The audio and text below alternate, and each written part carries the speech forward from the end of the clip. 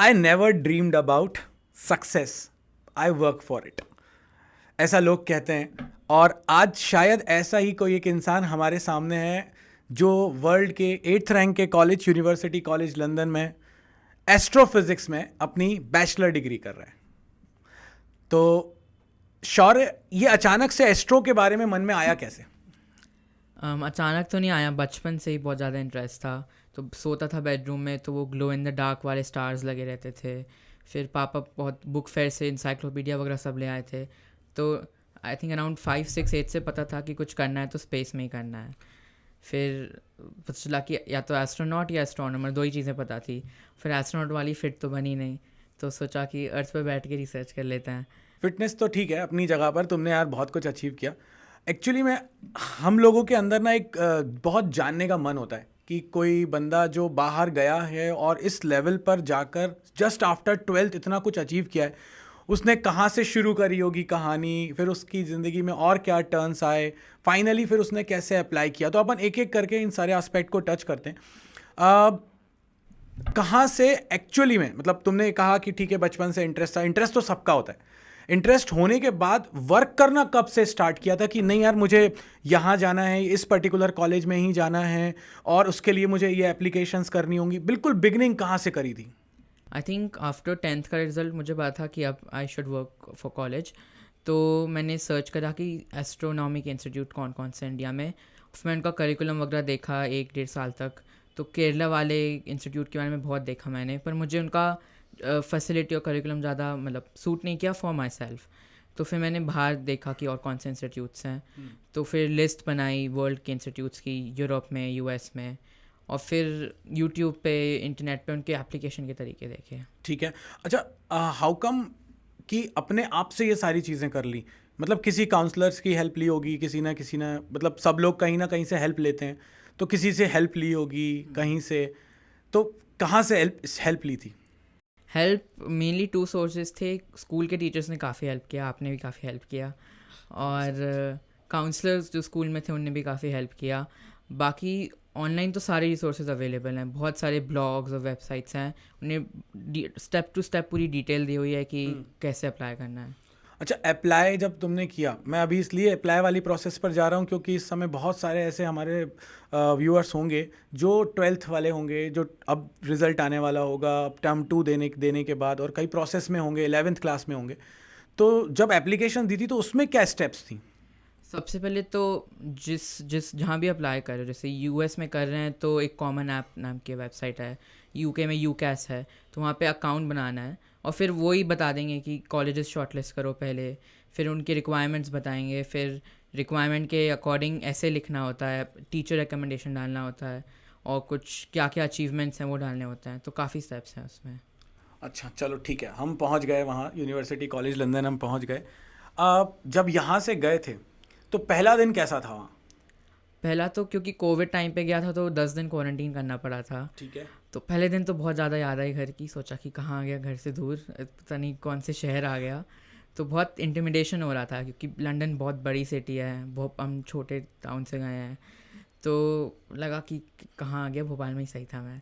पर फिर बाहर निकला, एक्सप्लोर किया, कॉलेज गया, तो इतना अमेजमेंट हुआ और इतनी नई चीज़ें दिखी, इतने नए लोगों से मिला फ्रॉम लाइक 100 कंट्रीज़ अराउंड। तो बहुत फैसिनेशन हुआ, फिर मज़ा आ रहा है। अच्छा, मतलब बहुत सारे लोगों से मिला तो ज़िंदगी में कुछ और भी टर्न्स आए कि नहीं आए? मतलब थोड़ा इंटरेस्टिंग सब जानना चाहेंगे कि पढ़ाई का ही एस्पेक्ट देखा या कोई और एस्पेक्ट भी ज़िंदगी में आना शुरू हुआ? मैं समझ रहा हूँ आप क्या पूछ रहे हैं, पर मैं उसको टच नहीं करूँगा मैं। बस फ्रेंड्स काफ़ी बने, मतलब बहुत सारे अराउंड 6 कंट्रीज से फ्रेंड्स बने मेरे। तो बहुत सारा कल्चरल एक्सचेंज हुआ और उनके बारे में जाना, उनने इंडिया के बारे में जाना। तो उसमें अच्छा। तो ये तो बहुत अच्छी चीज़ है। अच्छा, वहाँ पर ऑब्जर्वेटरी वगैरह भी तुमने कहा कि वहाँ पर खुद की कॉलेजेस की ऑब्जर्वेटरी हैं, और क्या कल्चर है? जैसे कि कोई फ्रेशर भी वहाँ पर होती है कि नहीं होती है, और फ्रेशर होती है तो किस तरह की होती है, और अगर रैगिंग हुई तो रैगिंग कैसे हुई? क्योंकि यहाँ तो अपने यहाँ पर अलग ही एक लेवल चलता है रैगिंग का, क्या वहाँ पर भी ऐसा ही है? नहीं, रैगिंग तो एकदम नॉन एग्जिस्टेंट है। उनके बहुत स्ट्रिक्ट रूल्स हैं, मतलब ऑलमोस्ट रस्टिकेट कर देते हैं अगर रैगिंग का कोई भी केस हुआ। और सीनियर्स बहुत ही ज़्यादा फ्रेंडली, बहुत पोलाइट हैं। तो रैगिंग का और ना ही रेसिज्म ना रैगिंग, कुछ डिस्क्रिमिनेशन नहीं हुआ अभी तक तो। और फ्रेशर्स का तो काफ़ी लाइक अराउंड 1 वीक उनका फ्रेशर्स वीक होता है पूरे अक्रॉस यूके। ठीक है। तो कॉलेज ले जाता है, क्लब्स ले जाते हैं वो, और फ्री ड्रिंक्स देते हैं, हालांकि आई डोंट ड्रिंक। और फिर पूरा अब बहुत ऐसा सारे इवेंट्स ऐसा वगैरह। बोलना पड़ता है ना, नहीं मतलब यार, यहाँ don't। पर आने के बाद ऐसा बोलना पड़ता है। ऐसा भी नहीं है, इसलिए नहीं बोल रहा कि मम्मी पापा देख रहे हैं, बट आई डोंट ड्रिंक। चलो, ऐसा बहुत कम लोग ऐसे होते हैं जो कि बाहर जाने के बाद भी सेल्फ कंट्रोल कर पाते हैं, और शायद सेल्फ कंट्रोल ही तुमको यहाँ तक ला पाया होगा। अच्छा, थोड़ा सा पुरानी जर्नी की बात करते हैं। अभी तो कॉलेज के बारे में अपन ने बात की, फ्रेशर्स के बारे में बात की, ऐसा तो बातों बातों में शायद अपन के बीच बात हुई थी कि वहाँ फ्रेशर्स पर बहुत सारे गिफ्ट कूपन्स भी मिले थे, कंपनीज भी आई थी, क्या था वो बहुत सारे फ्रीबीज मिलते हैं अराउंड, आई थिंक मुझे 6-7 thousand की फ्री की चीज़ें मिल गई होंगी। वो calendar, stationery, I think vouchers ही मुझे अराउंड 5,000 के ऊबर ईट्स वाउचर्स मिल गए थे। और अमेज़ॉन आया, ऊबर आया, और डोमिनोज आए, बहुत बड़ी बड़ी कंपनीज आके फ्री में सामान बांटती रहती हैं। अच्छा अच्छा, ये सब भी ठीक है। वहाँ इंडियन फूड का क्या सिस्टम है? मतलब हम लोग बहुत ज़्यादा इंडियन फूड को प्रेफर करते हैं। अब वहाँ जाकर उनके हिसाब से अब डेली पिज़्ज़ा या बर्गर और फिर वही चल रहा है, तो ऐसा है क्या, ऐसा कुछ? मेरा तो रूम में ही किचन है, तो मैं खुद ही सब बनाता हूँ, बट ये कुछ कुछ ज़्यादा नहीं हो गई? मतलब जो भी देख रहा हो उसको मेरा कहना है कि शादी के लिए बिल्कुल परफेक्ट है, घर के सारे काम काज में दक्ष है ये लड़का। चलिए ठीक है, हाँ आगे। तो इंडियन लंदन में तो है, काफ़ी इंडियन फूड है, हाँ। बट वही है कि नान तो मोटी मिलेगी, अपनी जैसी तो नहीं मिलती। हाँ। और मिर्ची तो जो उनकी सबसे हाईएस्ट मिर्ची है उतनी तो दादाजी खाते हैं मेरे। अच्छा। तो वो ही डिफरेंस है बस। दादाजी वाली मिर्ची मतलब कि फिर मिर्ची स्पाइसेस है ही नहीं? हाँ, बहुत ब्लैंड होता है बस। बहुत ही ब्लाइंड होता है। अच्छा, कुरकुरे पार्टी का कुछ सुना है मैंने वहाँ पर? हाँ, मतलब जैसे यहाँ वहाँ पे हर चीज़ पे इंपोर्ट ड्यूटीज़ लग जाती हैं, तो यहाँ पे जो 20 की चीज़ मिलेगी वो वहाँ पे 2-3 पाउंड की, मतलब 200-300 की मिलेगी।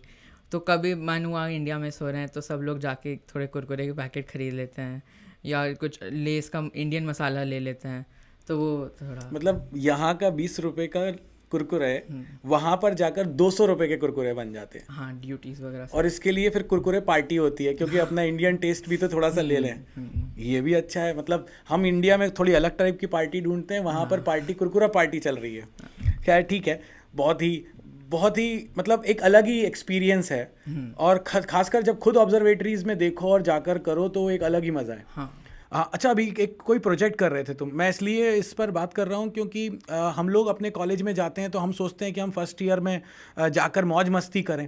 तो क्या वहाँ पर भी ऐसे ही चलता है? मतलब जाते हैं और हम जाकर सीधे सीधे बस मस्ती करना शुरू। अभी तो हम पढ़ के आए हैं बहुत बहुत बुरी तरह से, अभी प्रेशर में थे, अब बाहर की कंट्री में आए हैं, ज़रा 4 लोग मिले हैं, मतलब आँखें भी थोड़ी सी क्या मतलब आँखें भी थोड़ी सी गर्म हुई होंगी।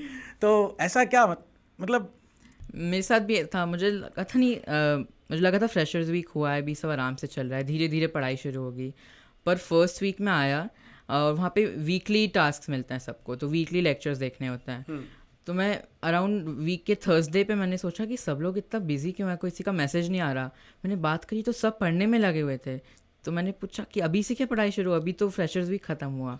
मैंने कहा ऑनलाइन जाके देखिए आप, सारे लेक्चर्स आ चुके हैं, लास्ट वीक क्विज़ आ रही है, सैटरडे को क्विज़ अटैम्प्ट करनी है, फाइनल में ऐड होंगे उसके मार्क्स। तब मुझे रश हुआ कि अच्छा ये इंडिया नहीं है, यहाँ पे शुरू फर्स्ट वीक से ही पढ़ना है, मुझे सेटल इन होने का टाइम नहीं है। इसीलिए UCL को वर्ल्ड में 8th रैंक मिली होगी शायद, कि इतना डेडिकेशन है और इतना आप मतलब। सबसे अच्छी चीज़ जो अभी मुझे बात करते करते लगी वो ये कि उनके पास वीकली टास्क है। हाँ। और वीकली टास्क ही तो शायद हमको आगे प्रमोट करते हैं, क्योंकि हमको इतना सारा टास्क नहीं मिला, हमको छोटा सा टास्क मिला है, बट इस वीक का मिला है। बहुत ही अच्छा, एक चीज़ और, जब ठीक है शुरुआत तो ऐसे हुई, तो फिर अभी शायद टर्म के रिजल्ट आ गए हैं। हाँ। और उस टर्म में सबसे गंदा सब्जेक्ट शायद तुम्हारा मैकेनिक्स था।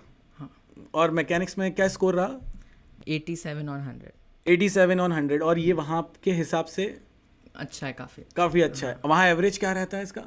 अराउंड 65-70। 65-70, मतलब तुम अपनी पुरानी चीज़ों से, मतलब जो ट्रेंड फॉलो करते आ रहे थे उसी ट्रेंड पे चल रहे हैं। अच्छा, थोड़ा सा ट्रेंड से याद आया, अपन सबको बताते हैं ट्रेंड क्या फॉलो किया। 10th क्लास के मार्क्स तो बताना थोड़े से। 99.2। 99.2, 3 लोग पास होते हैं, शौर्य। ठीक है, 99.2। Then what about 12th? उसमें 97। अच्छा, उसमें 97 थोड़ा ज़ोर से भी बोल सकते हो। 97 आ गए थे। 97 आ गए थे। अच्छा, मतलब ये अपन लेगेसी फॉलो कर रहे हैं एक, कि ये था, ऐसा था, तो अब ऐसा ही होना चाहिए आगे भी, फिर इसके बाद आगे भी ऐसा ही होना चाहिए, और होपफुली तुम आगे भी इसको कंटिन्यू कर पाओगे। और मुझे पक्का उम्मीद है जो सुन रहे होंगे वो ये कह रहे होंगे ये 10th भी ऐसा था इसका, 12th भी ऐसा था, इसीलिए वहाँ पहुँच गया। क्या सिर्फ और 10th और 12th के बेसिस पर ही वहाँ पर तुम पहुँचे हो? नहीं, उनका मार्क्स बेस्ड सिस्टम नहीं है, तो वो चाहते हैं कि मैं पूरा ऐसे लिखूं खुद के बारे में। हाँ। और क्योंकि मैं स्टेम फील्ड में अप्लाई कर रहा था, तो वो चाहते हैं कि मेरा पैशन जानना चाहते हैं वो। बिल्कुल। तो मैंने ऐसे में लिखा कि मैंने क्या क्या एफर्ट्स किए साइंस के लिए, मैं कौन सी ऑब्जर्वेटरी, कौन सा प्लानिटेरियम गया, कौन सी बुक्स पढ़ी, आर्टिकल्स कौन से पढ़े, फिर मैंने खुद क्या किया, क्लब्स जाए, साइंस क्लब गया और पॉडकास्ट शुरू किया, तो सब जानना चाहते हैं वो। मतलब मैं इस बात से बहुत अमेज्ड हूँ कि लोगों को बहुत ज़्यादा मतलब पैसे खर्च करने पड़ते हैं, काउंसलर्स हायर करने पड़ते हैं, तब जाकर वो इतने अच्छे कॉलेजेस में एडमिशन लेते हैं। तुमने बिना किसी प्रोफेशनल काउंसलर के पास जाकर इंटरनेट के रिसोर्सेज को यूज़ किया, अपने जो लोकल रिसोर्सेज थे उनका यूज़ करा, और तुम वहाँ पहुँच गए, और उस ऐसे में अपनी ये सारी चीज़ों को मेंशन किया जिससे वो इम्प्रेस होकर उन्होंने तुम्हें एडमिशन ऑफर किया।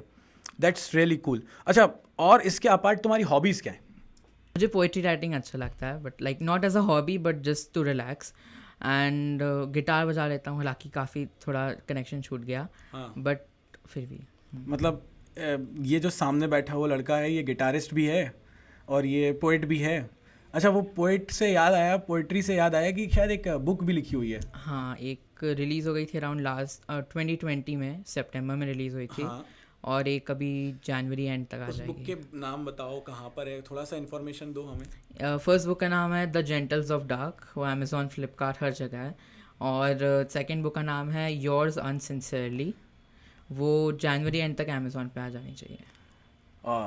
और गिटार में अभी अभी छूटा हुआ है पूरी तरह से। हाँ, क्योंकि मैं गिटार लेने ही गया था वहाँ पे, तो फिर प्रैक्टिस नहीं करी ज़्यादा। मतलब होपफुली, मुझे तो पक्का पता है यार, मतलब जिस तरह से चल रही हैं चीज़ें, अभी बुक्स 2 आ चुकी हैं, हॉबीज़ में भी इतनी आगे बढ़ गए हो कि 2 बुक्स आ चुकी हैं, गिटार भी आने वाला है। इसके अलावा और क्या, मतलब अब ये लगता है ना कि एक स्टेज पर अपन आ गए, भाई मैंने इतनी मेहनत करी और ये सब हुआ मेरे साथ, अब मैं आ गया हूँ एस्ट्रोफिजिक्स में, मैं आगे बढ़ रहा हूँ, व्हाट नेक्स्ट? क्योंकि हम बहुत क्यूरियस होते हैं जानने के लिए, कि हमारी क्यूरियोसिटी कहती है कि आगे और क्या, तो आगे और क्या? अभी शॉर्ट टर्म प्लान्स में तो बस यही कि पॉडकास्ट का नया सीज़न निकाल दूँ जल्दी से। अच्छा, हाँ, और बढ़िया।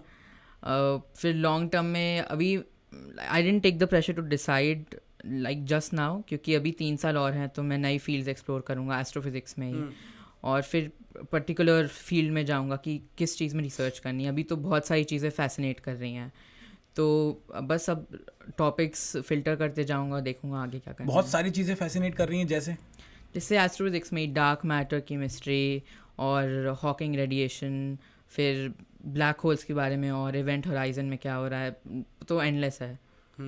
तो इतनी सारी चीज़ें हैं। और एक बहुत अभी इम्पॉर्टेंट बात तुमसे बात करते करते तुमने ही बता दी कि हमको कई बार पता ही नहीं होता है कि हमको एक्चुअली में करना क्या है। हमको पता तब चलता है जब हम उस चीज़ को एक्सप्लोर करते हैं। मतलब अब कई चीज़ें तुमने अभी ऐसी बोली कि बीइंग अ फिजिक्स टीचर मुझे नहीं पता, क्योंकि शायद मैंने वो चीज़ें एक्सप्लोर ही नहीं करी अभी। और ये मैसेज मतलब सबके लिए ही है कि आप एक्सप्लोर करोगे तब आप समझोगे कि आपको करना क्या है। यस, चलो गुड यार। और कोई इंटरेस्टिंग, कोई ऐसी स्टोरी जो तुमको शेयर करना चाहो, लाइफ का कुछ ऐसा इंपॉर्टेंट मोमेंट जिसने तुम्हारी लाइफ में अचानक से कोई यू टर्न ला दिया हो? मेनली ये जब मेरे कॉलेज के रिजल्ट्स रिलीज़ हुए तब मुझे लगा, क्योंकि मैंने 5 कॉलेजेस में अप्लाई किया था यूके में। हाँ, और फिर अगर नाम बता सको तो। हाँ, एक ऑक्सफोर्ड थी टॉप, लेकिन वो था ऐसे ड्रीम चॉइस, हाँ, जिसके लिए ज़्यादा होप नहीं था, पर हो जाए तो मिरेकल है। ठीक है। फिर सेकंड और था, उसमें हुआ? नहीं हुआ। उसमें नहीं हुआ, ठीक है।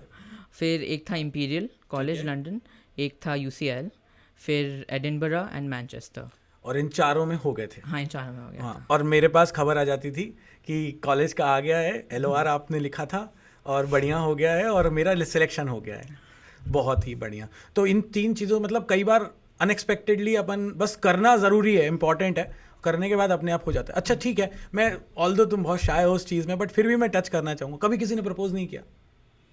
नहीं, एक दो स्टोरीज हुई थी मोहल्ले में, पर फिर इंटरेस्ट नहीं आया मुझे, तो फिर नहीं किया कुछ। तुम्हें इंटरेस्ट नहीं आया या उन्हें इंटरेस्ट नहीं था? नहीं, उन्हें तो इंटरेस्ट था, हाँ। पर एक ही बार हुआ था ऐसा, पर फिर मुझे लगा कि अभी तो मुझे पढ़ाई करनी है सब। हाँ, मतलब बहुत ही ज़्यादा फोकस थे, बट डिस्ट्रैक्शन तो होता है। मतलब मैं अगर कहूँ कि हम ये सोचें कि नहीं बिल्कुल हमें कोई डिस्ट्रैक्शन नहीं होता है, हम डेवलप हो रहे हैं, तो चीज़ें तो फिर नई निकल कर आती हैं। तो उन डिस्ट्रैक्शन से कैसे बचे? क्योंकि वो तो मतलब अल्टीमेटली कोई भी एक्सेप्ट नहीं करेगा कि डिस्ट्रैक्शन ही नहीं हुआ, हम भगवान है नहीं, तो डिस्ट्रैक्शन तो हुआ, तो उसको ओवरकम कैसे किया? डिस्ट्रैक्शन तो बहुत, स्पेशली अभी 11th-12th में तो कुछ ज़्यादा ही हुआ, क्योंकि फ़ोन पे 10 चीज़ें हैं, नेटफ्लिक्स चल रहा है, यूट्यूब चल रहा है। पर फिर रियलाइज़ किया कि पढ़ाई भी करनी है, क्योंकि बोर्ड्स होने ही वाले थे, तब तक तो यही लग रहा था। तो फिर सोचा कि अभी सीखने का टाइम नहीं है कि सेल्फ़ कंट्रोल कैसे करना है, अभी हम इम्पोज सर्व कर देते हैं। तो ऐप्स डाउनलोड किए, सिक्योरिटी लॉक लगाया, और काफ़ी ऐसे होते हैं जो कुछ भी कर लो उनको चेंज कर ही नहीं सकते, तो बस वो स्ट्रिक्ट वाले ऐप्स डाउनलोड किए, लॉक लगाया फ़ोन पे और पढ़ाई करने लगा। मतलब अल्टीमेटली ये विल पावर ही थी जो तुम्हें कंट्रोल करा ले गई। मतलब हाँ, ऑब्वियसली हम सबके अंदर कई चीज़ों को लेकर बहुत सारे थॉट्स आते हैं, तो फिर हम लोग बस ये सोचते हैं, उस समय सोचते हैं और छोड़ देते हैं, और तुमने उस समय का सही यूज़ करके उन पे ऐप लॉक लगा दिया। अब खोलना भी तुम्हें ही था, बट तुमने फिर खोला नहीं। हाँ, नहीं, उनकी कुछ अलग ही सेटिंग होती है कि कुछ भी ट्राई कर लो, टाइम लिमिट के पहले वो नहीं खुलने वाले। अरे ग्रेट, बहुत ही बढ़िया, ये बहुत ही अच्छा था। मतलब अगर कभी ऐसा कुछ हो तो ऐप लॉक लगा दो आप, और ऐप लॉक में उसमें टाइम सेट कर दो, आप फिर उसको खोल ही नहीं सकते, आप चाहकर भी नहीं खोल सकते उसको, फ़ोन रीसेट करना पड़ जाएगा। अगर आपने ऐसा कुछ किया तो। बहुत ही शानदार, बहुत ही शानदार। अच्छा, ये तो हो गया ठीक। पढ़ने का क्या शेड्यूल होता था? मतलब कितने बजे उठना है, कितने बजे सोना है, कोई फिक्स टाइम होता था? क्योंकि जनरली देखो, हमने जितने भी टॉपर्स को बात करी, वो कहते थे कि मैं सुबह 6 बजे उठता था, फिर 6:05 तक मैं ब्रश कर लेता था, उसके बाद मैं 10 मिनट पेपर पढ़ता था, उसके बाद मैं फ्रेश होने जाता था। मतलब ऐसे उनका पूरा एक रूटीन होता था, जो कि हमें लगता है कि इंटरव्यूज़ में ही बोला जाता है। तो ऐसा कुछ था, या फिर तुमने एक्चुअली में ऐसी कुछ रूटीन को फॉलो किया? वो इंटरव्यूज़ में ही बोला जाता है। 10th के टाइम पे जो इंटरव्यू हुआ उसमें मैंने भी यही बोला था कि सुबह 4 बजे उठ जाओ, 4:30 तक पढ़ाई करने बैठो। उस टाइम पे शायद मैंने कभी कभार फॉलो भी किया, बट फिर बॉडी के हिसाब से जो उसको पसंद आए वो करो। तो मैंने 11th-12th में तो मैं 3-4 बजे तक रात को पढ़ रहा हूँ, सुबह 11 बजे उठ रहा हूँ, और वो मेरे लिए वर्क कर रहा था। तो बेसिकली जो वर्क करे बॉडी के लिए, मतलब अगर रात को पढ़ने में ज़्यादा फोकस हो रहा है, सब साइलेंट होता है, कोई जगह नहीं होता, कोई डिस्टर्ब नहीं कर रहा है, तो रात को पढ़ लीजिए। सुबह शोर हो रहा है, सब्जी वाला जा रहा है बाहर से, कंस्ट्रक्शन हो रहा है, तो सुबह डिस्टर्बेंस होता है, तो सुबह what ever floats your boat. मतलब मैं हमेशा से इसी चीज़ को बोलता भी रहा, कि आप, अब वो टाइम गया कि मैं 4 बजे उठ के सुबह पढ़ूंगा। अब आपको ये देखना है कि आप कंफर्टेबल कब हो, और सबसे अच्छी बात ये कि उस सक्सेस का जीता जाता एग्जाम्पल तुम हो सामने, तो अब लोगों को समझ में आएगा कि एक्चुअली में जो बोला जा रहा है बाबा जी वो सही बोल रहे थे, कि यार मुझे सुटेबल ये कर रहा है तो मैं इसी टाइम पीरियड में पढ़ूंगा, अगर मुझे ये सुटेबल नहीं कर रहा है तो मैं नहीं पढ़ूंगा। बहुत बहुत ही सही। मतलब और एक दिन में, कई बार हम ये भी जानना चाहते हैं, खासकर जो सक्सेस पा चुके होते हैं लाइफ में, कि कितनी देर पढ़ते थे? डोंट टेल मी कि 24 घंटे। नहीं, हाँ, बिल्कुल नहीं। ऐसा 10th में थोड़ा लंबा हो जाता था, 10-11 आवर्स। ठीक है, कंटिन्यू, नो ब्रेक? हाँ, नहीं, कंटिन्यू नहीं, पूरे दिन में 10 मिनट। और ब्रेक तो लोग कहते हैं कि 2 घंटे पढ़ो फिर ब्रेक ले लो, पर मेरा ऐसा था कि मैं पढ़ रहा हूँ, अभी मुझे कंफर्टेबल लग रहा है, जितना मेरा फोकस हो सकता है उतना मैं पढ़ लूँगा, फिर थोड़ी देर ब्रेक लेके जितना सूटेबल लगे मैं वापस आ जाऊँगा। तो एकदम कोई हार्ड एंड फास्ट नहीं किया मैंने, फ्लेक्सिबल रखा। और 12th में पैंडेमिक के टाइम तो डिस्टर्ब हो गया था, क्योंकि एकदम से नई चीज़ थी, किसी को बहुत कोई क्लैरिटी नहीं थी आगे क्या होगा, तो उसमें थोड़ा कम हो गया था। बट फिर बोर्ड के आसपास का फिर से करीब 9-10 आवर्स मैंने शुरू किया। अच्छा ठीक है, हमारे इंडिया में ना एक चीज़ बड़ी वो है, जैसे अगर तुमने मैथ साइंस लिया ना तो मैं इंजीनियरी बनोगे, और इंजीनियरी बनोगे, साथ में एस्पायर करता है बंदा सिर्फ आंख बंद करके एक ही चीज़ की तरफ, और वो है IIT, है ना। मतलब हम गधे बन जाएंगे, हम कुछ भी बन सकते हैं हम, बस हमें किसी भी तरह से IIT, और अगर IIT नहीं मिला तो फिर लाइफ में हमने कुछ किया ही नहीं है, ऐसा फील आने लग जाता है। तो कभी ऐसा नहीं लगा कि मैं IIT के लिए कोशिश करूं? इंजीनियरिंग साइड मुझे इंटरेस्ट था ही नहीं, मुझे हमेशा से पता था कि मुझे रिसर्च में ही जाना है। और फिर फैमिली में, लाइक क्लोज फैमिली में तो नहीं था, उनने तो बहुत फ्रीडम दी कि जो करना है करो, बट जो एक्सटेंडेड रिलेटिव्स थे वो, उनको भी थोड़ा डिसअपॉइंटमेंट हुआ कि तुम अच्छा पढ़ते हो तो तुम आईआईटी क्यों नहीं जा रहे हो, क्योंकि मेन गोल तो सबकी लाइफ का आईआईटी है। तो मैंने कहा कि आईआईटी देखिए, इसकी जो बेस्ट आईआईटी उसकी रैंक है कुछ 150th में, मैं जो एस्पायर कर रहा हूँ जहाँ सिलेक्ट हो गया उसकी रैंक है 8th में, अब आप खुश हो जाओ ज़रा। पर ये वही रिलेटिव थे जिन्हें 10th में बोला कि बेटा तुम्हारी 0.8% कहाँ गए, तो फिर उनकी बात पे मैं थोड़ा फोकस नहीं कर रहा था। हाँ नहीं ठीक है, मतलब 99.2% आने पर भी वो ये कह रहे थे कि 0.8 कहाँ चले गए, बट एक्चुअली में ऐसे लोग मोटिवेट करते हैं। हाँ, क्योंकि इनके जो कमेंट होते हैं ना, यही वो 0.8 के लिए भी हमें मेहनत करने पे मजबूर कर देते हैं। और ये बात भी तुमने बहुत सही बोली कि आप आईआईटी के लिए एस्पायर कर रहे हो जो कि वर्ल्ड में रैंक 150 है, 100 के भी बियॉन्ड है, और जिस यूनिवर्सिटी में मैं हूँ वो यूनिवर्सिटी वर्ल्ड रैंक 8 थे, मतलब एस्ट्रोफिजिक्स तो शायद वर्ल्ड रैंक 16 थे उसका। तो इतना इतना अच्छी जगह होने के बाद भी जस्ट बिकॉज कि एक्सपोजर नहीं है उनके पास उस चीज़ का, तो उनको तो बेंचमार्क एक ही लग रहा है। अच्छा, ये अभी मतलब कई बार थॉट्स तो आए होंगे कि अब जाकर रिसर्च में ही या फिर कुछ इस फील्ड में जाकर अपना कोई बिजनेस करना, इस टाइप का कुछ ऐसा अभी थॉट नहीं है? तो बट वो लॉन्ग टर्म गोल्स हैं, लाइक 50-60s में मैं चाहता हूँ कि रिसर्च जब एक उसका टर्म ख़त्म हो जाए तो मैं साइंस कम्युनिकेशन में जाऊँ। मतलब इंडिया में साइंस अभी बहुत लेवल पे नहीं है, क्योंकि बहुत ज़्यादा स्टीरियोटाइप्स है, बहुत ज़्यादा अंधविश्वास है, मुझे बहुत इरिटेशन होती है इससे। मेरे घर में ही मैं बहुत बार चिल्ला चुका हूँ कि क्या कर रहे हो। तो मैं चाहता हूँ कि उसके लिए इंडिया में स्पेशली कुछ करूँ कि लोगों को साइंस अवेयरनेस ज़्यादा हो। जैसे नील deGrasse टाइसन है, वो आई थिंक वर्ल्ड का बेस्ट साइंस एम्बेसडर है वो। तो मैं चाहता हूँ कि साइंस के लिए थोड़ा एडवर्टाइजमेंट करूँ मैं। अच्छा, फैमिली की अभी बात निकली तो मुझे वो एक इंसिडेंस याद आया, अगर लगे तो शेयर कर सकते हो।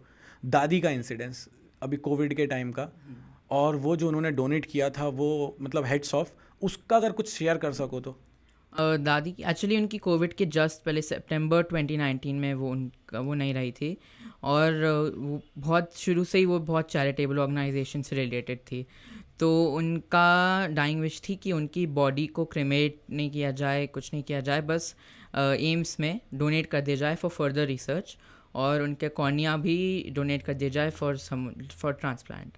और इसको लेकर घर में बहुत लड़ाई हुई थी शायद। हाँ, हमारी मतलब एकदम क्लोज फैमिली में तो नहीं हुई थी, हाँ, क्योंकि क्लोज सबने फैमिली एक्सेप्ट तैयार थी, किया। बट रिलेटिव्स हाँ, तैयार नहीं थे। कुछ रिलेटिव्स थे जो कह रहे थे कि ये सही नहीं है, उनका नेक्स्ट जन्म में ऐसा होगा और ये पाप लगता है इससे। पर हमने तो कहा कि उनकी विश ये थी, और हम लोग ये सब में नहीं मानते कि कुछ पाप होगा, क्योंकि हो तो सबका भला ही हो रहा है। तो फिर सब ने ये किया, और उनने खुद भी साइन अप कर लिया कि हम जब नहीं रहेंगे तो हमारी बॉडीज़ भी साइंस के लिए डोनेट की जाएंगी। पूरी फैमिली ने? हाँ, मतलब ये हेड्स ऑफ है इसके लिए, श्योर।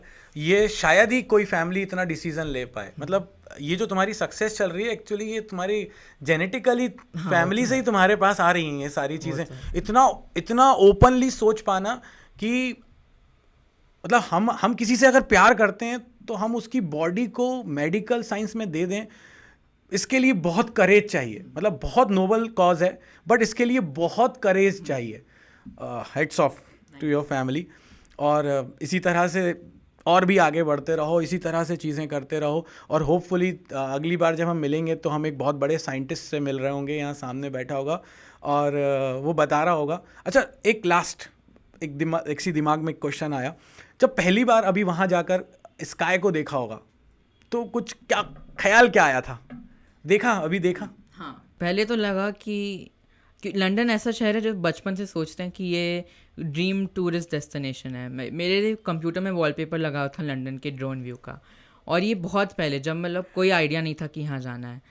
और तो स्काई देखा, ऐसा लगा कि वो वॉन्डरलस्ट वाली फीलिंग आई। अभी तक लगता है कि मैं तो टूर पे आया हूँ, अभी 1 महीने में जाना है वापस, और बस जल्दी जल्दी टूरिस्ट डेस्टिनेशन हो आऊँ और फिर निकलता हूँ। तो हमेशा ऐसे ही लगता है कि कहाँ आ गया मैं। बस वो बड़े बड़े ट्रेंच कोट पहन लेता हूँ और पॉकेट में हाथ डाल के वॉक करता हूँ, ऐसा लगता है मूवी का मेन स्टार हूँ मैं। और पूरे सराउंडिंग मुझे पीछे बॉलीवुड का कोई बैकग्राउंड म्यूज़िक चलेगा, अरिजीत सिंह का, और बस वो फीलिंग में मज़ा आ जाता है। ठीक है, मतलब अभी नाइट स्काई में अभी कुछ स्पेशल देखा? नाइट स्काई लंदन में तो बहुत बहुत ज़्यादा लाइट पोल्यूशन है, तो वहाँ तो नहीं दिखता, पर ऑब्जर्वेटरी थोड़े बाहर है सिटी के, तो उसमें तो प्लैनेट्स तो आराम से जाते हैं, जुपिटर, एंड्रोमेडा गैलेक्सी, हाँ। और सारे मून सैटर्न ये सब दिख जाता अच्छा, फेवरेट एवेंजर? है। Iron man. रोया था एंड गेम के टाइम? बहुत ज़्यादा, सुबह के। सुबह सुबह के। हाँ। मेरा भी फेवरेट वही है। ऑल्दो कैप्टन अमेरिका भी बहुत पसंद है, बट स्टिल दोनों में कंपेयर किया जाए तो आयरन मैन जीत जाएगा। हाँ। ठीक है। कैप्टन अमेरिका तो मिल गई ना हैप्पी एंडिंग उसको। हाँ, हैप्पी एंडिंग, बट ऑब्वियसली जब आप किसी को प्यार करते हो और आप उसको खोते हो तो बड़ा बुरा वो लगता तो है। ठीक है। और जब जैसे कॉलेज, जब स्कूल छोड़ा होगा तो उस समय वो स्कूल कितनी लंबी यादें, तो एक अंदर से ऑल्दो एक सक्सेस का एक हैप्पीनेस है अंदर से, बट वो एक चीज़ों को छोड़ने का एक अंदर से वो होता है, बड़ा दुख सा होता है। फैमिली को छोड़ते टाइम जब गया था यहाँ से, तो फैमिली को जो छोड़ते टाइम रोए थे। हाँ सर। वाह। वो पूरी वो टॉक्सिक मैस्कुलिनिटी पूरी गिर जाती है, मेल ईगो पूरी गिर जाती है। वहाँ मैं गया रूम के अंदर, मैंने बंद किया, सब वो काम वाम सफाई एक बार कर देते हैं, वो गए, और मैं बिस्तर पे आके मैं बैठा। मैं कहा कि मैं कहाँ आ गया हूँ ये जगह पे। मैं विंडो के बाहर देखा, पूरा सिर्फ स्काई दिख रहा है। मैं सोचा कि यहाँ से निकल के 7500 किलोमीटर दूर वो सब लोग बैठे हैं जिनको मैं प्यार करता हूँ, यहाँ पूरे एरिया में एक कोई इंसान नहीं जिसको मैं जानता हूँ। तो वो अजीब सी फीलिंग, बहुत लोनली लगता है, तब सभी टूट जाते हैं शायद। और फिर उसकी जीतने का तरीका वही। हाँ, मतलब मैं निकला, सोशलाइज किया, फ्रेंड्स बन गए, काफ़ी अच्छे फ्रेंड्स बन गए हैं, तो अब अच्छा लगता है। हाँ, मतलब इनिशियली वो दौर था एक ज़रूर। शौर्य, कोई मैसेज बस अभी सारे 12th के स्टूडेंट्स को, जो अपनी साइड से एक मैसेज देना चाहते हो? कि ज़्यादा प्रेशर मत लो, it will work out in the end, और something good will happen. Like 20 years down the line you will not care what your 12th marks were, but you will care who you spent your 12th with and who you spent your college life with. So coming from a nerd, it's sometimes good to be a nerd, it's great to be a nerd, and but also focus on your personal relationships and stuff. It was really nice talking to you Shaurya, और बहुत सारी बहुत अच्छी बातें हमने की, और आगे भी हम करते रहेंगे। और अब जब हम अगली बार मिलेंगे तो हम एक बहुत ही शानदार साइंटिस्ट के साथ मिलेंगे। Thank you so much.